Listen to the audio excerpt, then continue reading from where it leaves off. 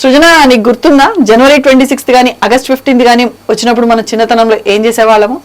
గుర్తున్నాయి లక్ష్మి. క్లాసెస్ అన్ని డెకరేట్ చేసుకునేటోళ్ళము. అందులో ఎవరి క్లాస్ బాగుంటే వాళ్ళకి ప్రైజ్ అనేది ఇచ్చేటోళ్ళు ఆ టైంలో. మరి నువ్వేమైనా చేసావా?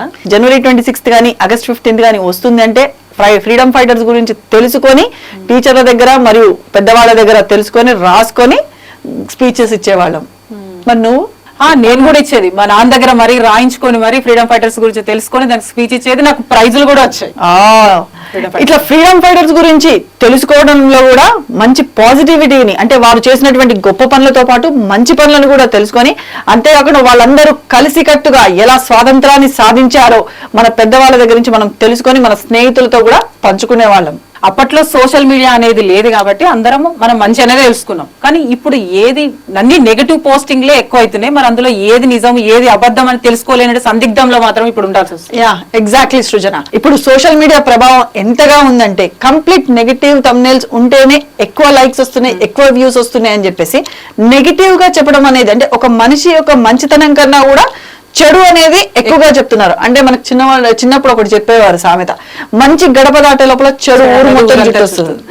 ఎగ్జాక్ట్లీ అలానే అయిపోతుంది. ఇప్పుడు చెడు అనేది, నెగిటివ్ అనేది ఎక్కువగా జనాల మీద ఇంపాక్ట్ చూపుతుంది.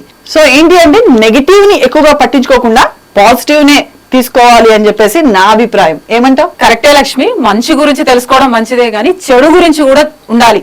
ఎందుకనంటే ఎలా ఉండాలో అని చెప్పేసి మంచి నేర్పిస్తే, ఎలా ఉండకూడదు అనేసి మాత్రం చెడు అనేది నేర్పిస్తుంది. ఎగ్జాక్ట్లీ. సో మన 144 టీవీ ఛానల్ తరపు నుంచి మన వంతు ప్రయత్నంగా మన ఫ్రీడమ్ ఫైటర్స్ గురించి కొంచెం తెలుసుకుందాం. అంతెందుకు సృజన, మన ఫ్రీడమ్ ఫైటర్స్ గురించి కూడా నెగిటివ్ థంబ్నెయిల్స్ చూస్తుంటాం సోషల్ మీడియాలో. అయితే ఇక నెగిటివిటీ పాజిటివిటీని పక్కన పెట్టేస్తే, రేపు రానున్న జనవరి 26 కోసం అని చెప్పేసి మన 144 టీవీ ఛానల్ తరపు నుంచి మనం ఒక్కసారి స్వాతంత్ర్య అమరవీరులని గుర్తు చేసుకుందాం. కొన్ని వందల సంవత్సరాలుగా పరాయి పీడన పాలనలో బాధించబడ్డటువంటి, అణచివేయబడ్డటువంటి భారతదేశానికి స్వాతంత్రం అనేది అంత సులువుగా సూటిగానైతే రాలేదు.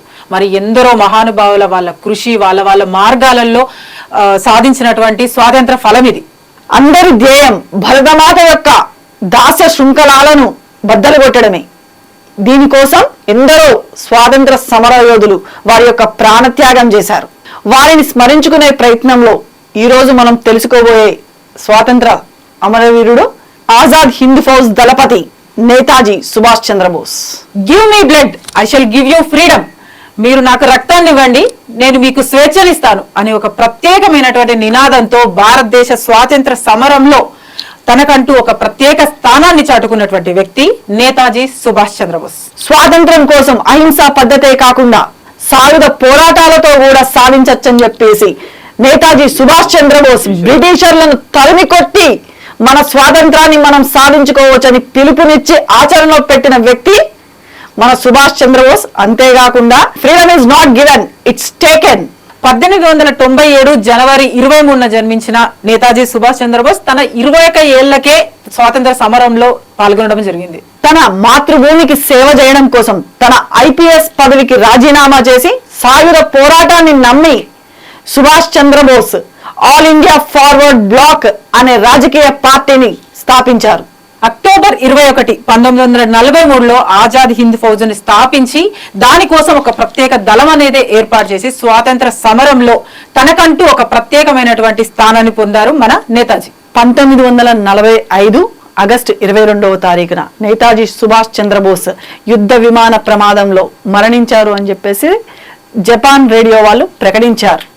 ఆయన మరణం పట్ల ఎన్నో భిన్నాభిప్రాయాలు ఉన్నప్పటికీ అతని మరణం అనేది ఒక మిస్టరీగానే మిగిలిపోయింది. భారతదేశ స్వేచ్ఛ సమానత్వాల కోసం ప్రాణాలు అర్పించిన ఎందరో మహానుభావులందరికీ మా జోహార్లు. One individual may die for an idea, but the idea will after his death incarnate itself thousands lives. ఇంతటి గొప్ప మహనీయుడు మన నేతాజీ జయంతి సందర్భంగా మనం 144 టీవీ తరపు నుంచి నివాళులు అర్పిస్తున్నాం. మేరా భారత్ మహాన్. జై హింద్.